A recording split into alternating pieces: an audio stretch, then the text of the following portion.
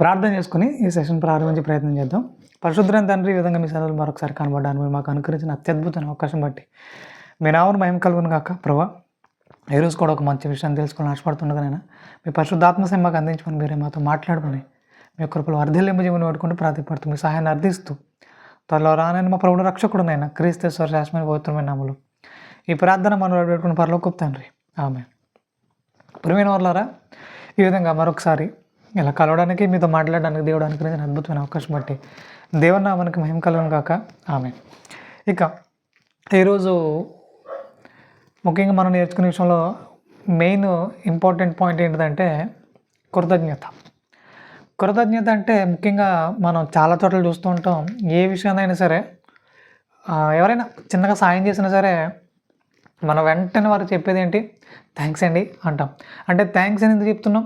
కృతజ్ఞత చూపిస్తున్నాం. అలాగే మనకు ఎక్కడ కనిపించినా సరే అదే కృతజ్ఞత భావనతో, ఏంటి, చేసిన చిన్న సహాయానికే కృతజ్ఞత భావంతో వాళ్ళు చూస్తూ ఉంటాం. అంటే చిన్న సహాయం చేసినా మనం కృతజ్ఞత కలిగి ఉండాలి, థ్యాంక్స్ చెప్పాలి, వాళ్ళకి ఏదైనా సరే కృతజ్ఞత చూపించేయాలి.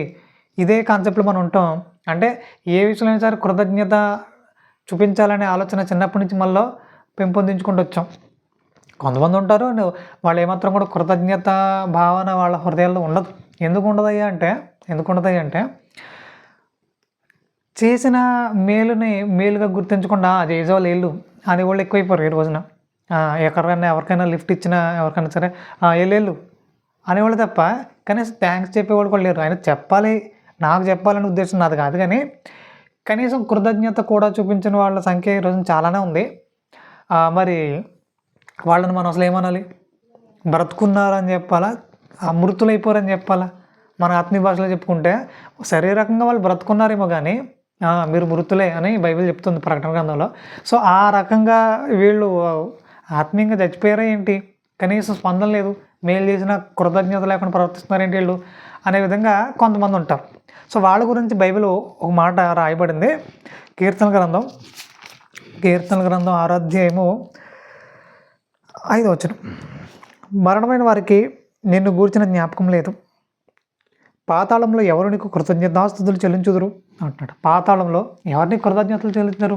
బ్రతుకున్న వారే కదా నీకు కృతజ్ఞతాస్తుతులు చెల్లించాల్సిన వాళ్ళు.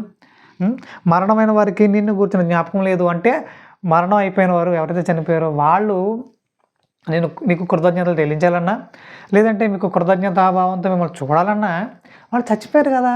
చచ్చిపోయిన వాళ్ళు ఎలా మీకు కృతజ్ఞతలు తెలియజేస్తారు? కాబట్టి వాళ్ళ వల్ల కాదు, బ్రతుకున్న మేమే నీకు కృతజ్ఞతాస్తుతులు చెల్లించాలి, కృతజ్ఞత కలిగి బ్రతకాలని ఆనాడు దావీదు గారు కీర్తన గ్రంథంలో ఆ విషయాన్ని పొందుపరచడం జరిగింది.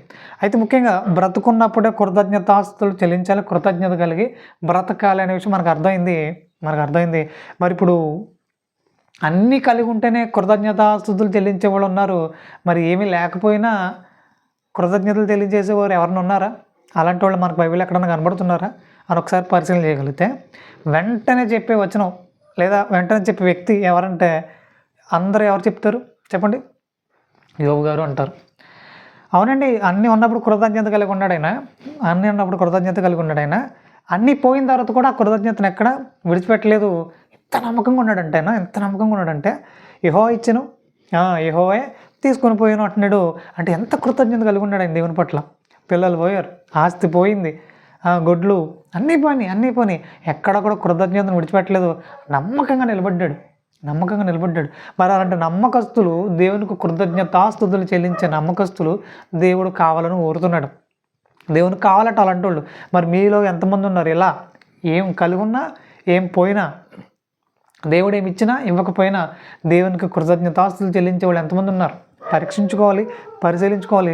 రోజు రోజుకు మనలో కృతజ్ఞతా భావం పెరగాలి దేవుని పట్ల. అది మనం ఎలా తెలియజేయాలండి మరి అంటే, ఇప్పుడు నేను మళ్ళీ చెప్తున్నా ఏమని, ఏదో వచ్చినందుకు కృతజ్ఞతలు చెల్లించడం కంటే బ్రతుకున్నాం అంటే కృతజ్ఞతలు చెప్పాలి. ప్రతిరోజు లేచిన దగ్గర నుంచి నిద్రపోయేంతవరకు ప్రతి విషయంలో కూడా దేవుడు కాపాడకపోతే మనల్ని ఎవరు కాపాడుతారండి? కాపాడతారా? కాపాడరు కదా. సో దేవుడు కాపాడుతున్నాడు, దేవుని కృతజ్ఞతలు తెలియజేయాలి. దేవుని పనిలో మనల్ని ఉంచాడు, దేవునికి కృతజ్ఞతలు తెలియజేయాలి. అలా ప్రతి విషయంలో కూడా దేవునికి కృతజ్ఞతాస్తుతులు చెల్లించే ప్రయత్నం చేయండి. అది మీకు ఎంతో ఆశీర్వాదకరం. అయితే ముఖ్యంగా యోబు గారి విషయంలో కూడా మనం చూసాం. ఆయన చాలా చాలా కృతజ్ఞత కలిగిన వ్యక్తి. అన్నీ పోయిన తర్వాత కూడా ఆయన ఎక్కడ కృతజ్ఞతను విడిచిపెట్టలేదు, నమ్మకంగా నడుచుకున్నాడు ఆయన. సో అలాగే ఇక క్రొత్త నిబంధన గ్రంథంలో ఒక ఉపమాన రీతిగా మాట్లాడిన ఒక సందర్భంలో ఒక ఆయన ఎంత కృతజ్ఞత కలిగి ఉన్నాడనేది ఈరోజు మనం నేర్చుకునే ప్రయత్నం చేద్దాం, నేర్చుకుని ముగించేద్దాం. ఎక్కువసేపు మీతో మాట్లాడాలను, ఎందుకంటే మీకు అర్థం కావాల్సింది ఏంటి అంటే, మీకు ఎలాంటి పరిస్థితులైనా సరే కృతజ్ఞత కలిగి ఉండాలి. ఇదొకటి చాలు. ఎలాంటి పరిస్థితులైనా సరే కృతజ్ఞత కలిగి ఉండాలి. మరి ఇప్పుడు నేను చూపించబోయే వ్యక్తి అసలు ఏమాత్రం కూడా కలిగిన వ్యక్తి కాదు, అన్నీ ఉన్న వ్యక్తి కాదు. అన్నీ ఉన్నవాళ్ళు ఎలాగో కృతజ్ఞతలు తెలియజేస్తారు, తెలియజేయాలి కూడా, తెలియజేస్తారు. కానీ ఏమీ లేదు ఇతనికి. ఇప్పుడు నేను చూపించబోయే వ్యక్తికి ఏమీ లేదు, అన్నీ కోల్పోయాడు, చాలా దిగంబరత్వంతో ఉన్నాడు. కూర్పులు నాగుతున్నాయట, అతన్ని కూర్పులు నాగుతున్నాయట కుక్కలు వచ్చి. మరి ఎంత దయనీయమైన పరిస్థితి. అలాంటి పరిస్థితుల్లో కూడా ఎక్కడ కృతజ్ఞతను విడిచిపెట్టలేదు దేవుడు అతన్ని. అబ్రహాం రొమ్ముకు చేర్చుకున్నాడట. అతను ఎవరు, ఆ సందర్భం ఎక్కడుంది ఒకసారి పరిశీలన చేసే ప్రయత్నం చేద్దాం. లోకసువార్త 16వ అధ్యాయము 19 నుంచి ఒకసారి చూద్దాం. ధనవంతుడు ఒకడు ఉండెను. అతడు ఉదారంగా బట్టలను సన్నపునార వస్త్రములను ధరించుకొని ప్రతి దినము బహుగా సుఖపడుచుండేవాడు. ధనవంతుడు ఉన్నాడట, అతను ప్రతిదినము సుఖపడుతున్నాడట. అంటే అన్నీ కలిగిన వ్యక్తి, దేవునికి కృతజ్ఞతలు చెల్లించాల్సిన వ్యక్తి. కానీ ఏమాత్రం కూడా దేవునికి కృతజ్ఞతలు తెలియజేయట్లేదు. అతని ఇష్టం వచ్చినట్టుగా అతను ఉంటున్నాడు. అంటే అన్నీ కలిగి ఉన్నప్పుడు కూడా కృతజ్ఞతలు చెప్పకపోవట్లే, మరి ఏమీ లేనప్పుడు ఎలా చెప్తాడు? అంటే ఏమాత్రం కూడా కృతజ్ఞత లేని వ్యక్తి అని మనకి ఇక్కడ ధనవంతుడు కనబడుతున్నాడు. మరి ఇప్పుడు రెండో వ్యక్తి ఇక్కడ మనకు కనబడుతున్నాడు. లాజరు అని ఒక దరిద్రుడు ఉండెను. అంటే ఏమీ లేని వ్యక్తి, దరిద్రుడు అంటే ఏమీ లేని వ్యక్తి కనబడుతున్నాడు. వాడు కురుపులతో నిండిన వాడై ధనవంతుని ఇంటి వాకిట పడి ఉండి అతని బల్ల మీద నుండి పడు రొట్టె ముక్కలతో ఆకలి తీర్చుకొని కోరాను. అంతేకాక కుక్కలు వచ్చి వాని కురుపులు నాకెను. అంటే ఎంత దయమైన పరిస్థితి. ఏమీ లేవు అతనికి, కానీ ఎక్కడా దేవుని పట్ల కృతజ్ఞతను విడిచిపెట్టలేదు, అతను కలిగిన నీతిని విడిచిపెట్టలేదు, నమ్మకంగా నడుచుకుంటున్నాడు, యథార్థంగా నడుచుకుంటున్నాడు. ఇలాంటి పరిస్థితులైనా సరే నా దేవుణ్ణి నేను విడిచిపెట్టకూడదు, దేవుని పట్ల కృతజ్ఞత కలిగి నేను నడుచుకోవాలి, నేను ఇంకా బ్రతుకున్నానంటే ఆయన కృప, ఆయన కనికరం నా మీద ఇంకా ఉందన్నమాట అని ఎప్పటికప్పుడు దేవుని కృతజ్ఞతలు తెలియజేస్తున్నాడు. నమ్మకంగా నడుచుకుంటున్నాడు. మరి ఇలాంటి పరిస్థితి మళ్ళీ ఎక్కడన్నా ఎవరికైనా ఉందా? అలాంటిది ఏం లేదండి. అన్నీ సమృద్ధిగానే ఉన్నాయి, చక్కగా నడుస్తున్నాయి. దేవుని యొక్క కృపను బట్టి అంతా చక్కగా బాగానే ఉన్నాం అందరం కూడా. మరి దేవునికి కృతజ్ఞతాస్తుతులు చెల్లించకపోతే ఎలా? అంటే బ్రదర్, కృతజ్ఞతాస్తుతులు చెల్లించడం సరిపోతుంది కదా అని అంటారు కదా. కృతజ్ఞత చెల్లించడం అంటే, కృతజ్ఞతలు తెలియజేయడం అంటే అతనికి నచ్చినట్టుగా మనం ఉండడం. ఇప్పుడు మనకు మేలు చేసిన వ్యక్తి కీడు చేస్తామా? చేయం కదా. సేమ్ లైక్ ఇప్పుడు ఎంతగా మేలు చేసి మనల్ని కాపాడుతూ, మనల్ని బలపరుస్తూ, ఆయనలో మరింత నమ్మకంగా వాడుకుంటున్నాడు కదా. మరి ఆయనకి మరింత కృతజ్ఞత కలిగి జీవించడం అంటే, కృతజ్ఞతలు తెలియజేయడం అంటే ఏంటి ఆ విషయంలో ఒకసారి పరిశీలన చేయగలిగితే, మీరంటే నాకు చాలా ఇష్టం అని అన్నాను అంటే దాని అర్థం ఏంటి? మీరు ఏం చెప్పినా నేను చేయడానికి సిద్ధం, మీకు ఎలా నచ్చితే అలా ఉంటాను నేను, మీకు ఎలా నచ్చితే అలా ఉంటాను నేను అని అన్నట్టు. సో ఇప్పుడు మరి దేవునికి కూడా నచ్చినట్టుగా ఉండాలా? దేవునికి కష్టంగా ఉండాలా? ఇష్టంగా ఉండాలా? కష్టంగా ఉండాలా? పరిశీలన చేసుకుంటే దేవునికి నచ్చినట్టుగానే మనం ఉండాలి.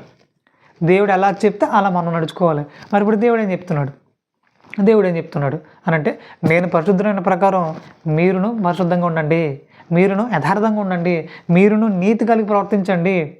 మీరు కూడా ఇలాంటి పరిశుద్ధతను మెయింటైన్ చేయగలిగితేనే నా దగ్గరికి రాగలుగుతారు, లేదంటే రాలేరు అని చెప్తున్నాడు. మరి అలాంటి ఖచ్చితత్వంతో కూడిన జీవితాన్ని మనం ఎప్పుడు జీవిస్తాం? అలా జీవిస్తేనే కృతజ్ఞతలు తెలియజేసినట్టు. నోటితో కృతజ్ఞతలు తెలియజేయడం వల్ల ఏం ఉపయోగం లేదు. అంటే థ్యాంక్స్ అని చెప్పడం వల్ల ఉపయోగం లేదు. అతనికి నచ్చినట్టుగా మనం ప్రవర్తించాలి. ముఖ్యంగా కృతజ్ఞత కలిగి ప్రవర్తించడం అంటే ఏంటి? మేలు చేసినప్పుడు కీడు చేయడం కాదు కదా. ఇప్పుడు ఇంతగా నమ్మకంగా దేవుడు మనల్ని కాపాడుతుంటే దేవునికి వ్యతిరేకంగా ప్రతితే ఎలా? దేవునికి వెన్నుపోటు పొడిచేలా ఉంటే ఎలా? ఒక్కొక్కసారి మన ఆలోచనలు, మన అడుగులు తడబడుతూ ఉంటాయి. అక్కడితో దాన్ని వెంటనే సరిదిద్దుకుని ముందుకెళ్ళే ప్రయత్నం చేయాలి కానీ ఇంకా దేవుని ఎలా బాధపడదామా, ఇంకా దేవుణ్ణి ఎలా కన్నీళ్ళు పెట్టేద్దామా అన్నట్టుంటే అది ఉగ్రవాద స్వభావం అది. సో అలాంటి ఆలోచన విధానం మంచిది కాదు. రోజు రోజుకు దేవుని ఏ విధంగా సంతోషపెట్టాలి, దేవుని ఏ విధంగా ఆనందింపజేయాలి. సో ఈ కాన్సెప్ట్‌లో మీ అడుగులు, మీ ఆలోచనలు పడాలని ఒక మీ సహోదరుడిగా మనస్ఫూర్తిగా కోరుకుంటున్నాను. రోజుకి ఇలాంటి ఆలోచన విధానం మీలో పెంపొందింపబడాలని మనస్ఫూర్తిగా కోరుకుంటున్నాను. మీరెక్కడున్నా ప్రతిరోజు చక్కగా వాక్యం వింటూ, వాక్యం చదువుకుంటూ, వాక్య ధ్యానం జరిగిస్తూ, ప్రార్థనలో మరింత బలంగా కొనసాగుతూ, దేవుడిని ఏ విధంగా సంతోషపెట్టాలి, దేవుని ఏ విధంగా ఆనందింపజేయాలి, ఇదే మన మైండ్‌లో పెట్టుకొని దేవునికి పట్ల కృతజ్ఞత కలిగి, కృతజ్ఞత భావంతో నిండుకొని దేవునికి మరింత నమ్మకంగా కొనసాగాలని, మరింతగా దేవుని పనిలో వర్ధిల్లాలని మనస్ఫూర్తిగా కోరుకుంటూ, మీ అందరి కొరకు నేను ప్రార్థిస్తున్నాను. కళ్ళు మూసుకోండి. పరిశుద్ధుడైన తండ్రి, ఈ విధంగా మీ సన్నిధిలో కనబడడానికి మీరు మాకు అనుగ్రహించిన అత్యద్భుతమైన అవకాశం బట్టి మీ నామమున మహిమ కలుగును గాక. రోజుకు మరింత పరిపూర్ణతకు అడుగులేస్తున్నాయినా మీ కృపలో వర్ధిల్లడానికి మీ గొప్పదైన పరిశుద్ధాత్మ చెంత మమ్మల్ని కట్టి నడిపించి నడుకుంటూ ప్రార్థపడుతూ మీ సహాయాన్ని అర్థిస్తూ త్వరలో రానైన మా ప్రభు రక్షకుడునైనా క్రీస్తు శ్రేష్టమైన పవిత్రమైన నామములో ఈ ప్రార్థన మనలో అడుగుకున్న పరలోకపు తండ్రి. ఆమేన్. వందనాలండి.